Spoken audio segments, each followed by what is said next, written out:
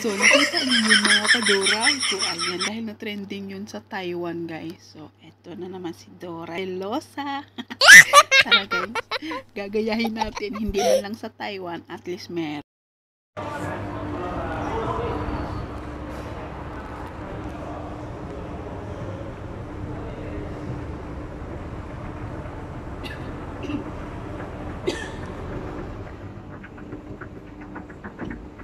So, ayan na nga mga kadoras, ito yung entry ni Dora nyo sa na-trending na video. So, guys, hindi ito sa Taiwan ha, dito lang yan sa Singapore.